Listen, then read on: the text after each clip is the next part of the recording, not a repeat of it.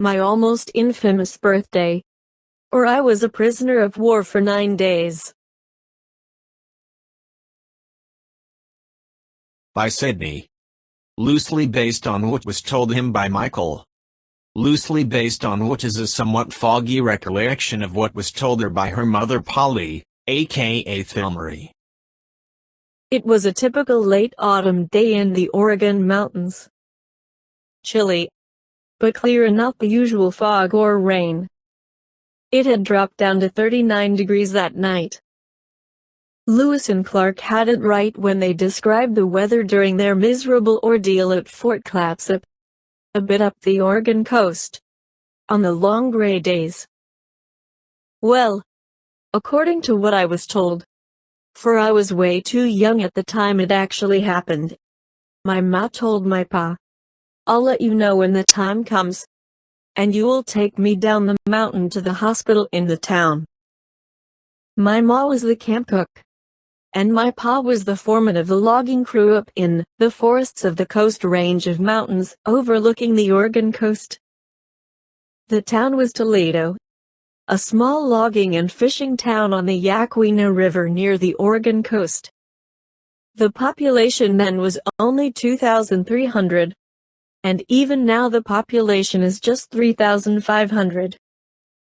Toledo was named after the hometown of the town's founder, Toledo, Ohio, but it is no way comparable to that much bigger city, and in no way does it bear any resemblance to the famous Toledo of Spain. However, Toledo could boast of having a hospital, although a very small one. Verdun. It's time. Let's go. That momentous evening, my pa loaded ma into the truck and headed down the mountain to the town. There seemed to be an electrical outage or something. It was strange. Not a light was to be seen. It was completely dark. They reached the hospital and went inside. It was completely dark, except for nurses carrying flashlights. "Excuse me, ma'am, but what's going on?" my pa asked one of the nurses. "There's a complete blackout been ordered for the entire Pacific coast," was her reply. "A blackout? But why?" "Haven't you heard, sir? The Japanese have bombed Pearl Harbor." Yesterday, December 7th, 1941, a date which will live in infamy.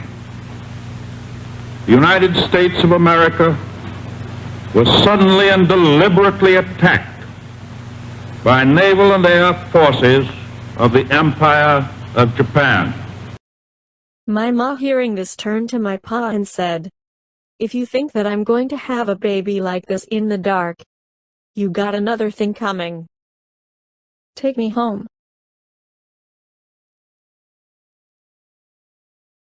So, my folks turned around and headed back up the mountain to the logging camp. So, I became a prisoner of war for 9 days. I don't know how she did it, but my ma held me in there for 9 more days. Hey, let me out of here. And finally I was born on December 16, 1941. I'm out at last, and nobody's gonna shut me up again. So that's the story of my almost infamous birthday, and how I was held as a prisoner of war for those 9 days. And now when I have to state my birthday, it is not the day that will live in infamy. If it me firstborn, it's going to be named Michael, and he'll be named Michael McGuire, and that's for sure, says my ma, Polly, aka Thelmery. Okay, Verd, and it will be Michael, but her middle name will be the unmistakably feminine Laura.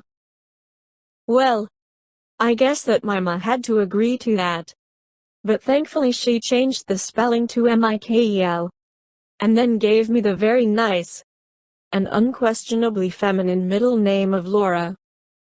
So, that's how I became Michael Laura McGuire.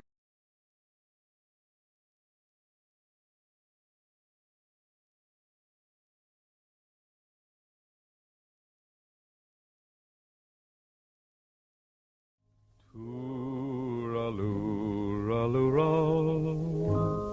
tooraloo-ra-lie, tooraloo-ra-loo-ra. Hush, now don't you cry. Tooraloo-ra-loo-ra. Tooraloo-ra-lie,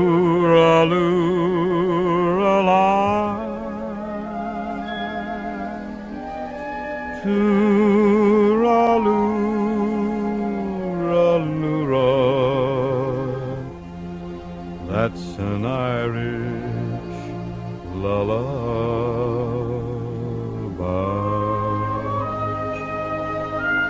Over in Killarney, many years ago, my mother sang a song to me in tones so sweet and low. Just a simple little ditty in her good old Irish way, and I'd give the world if I could hear that song of hers today. Tooraloo-ra-loo-ra, tooraloo-ra-lie,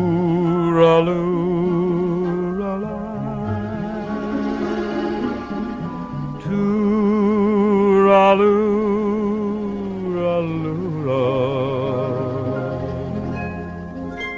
Hush, now don't you cry.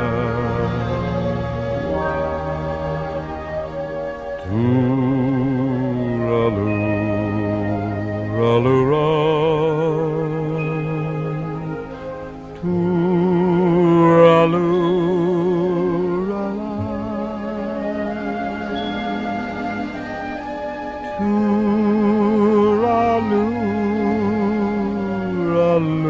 tooraloo-ra-loo-ra. That's an Irish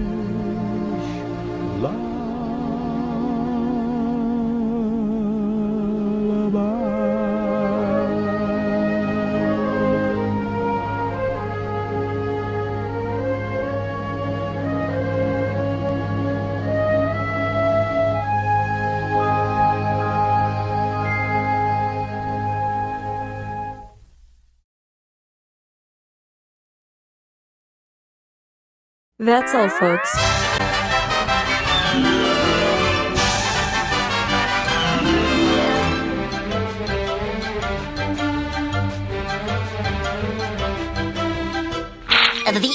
That's all, folks.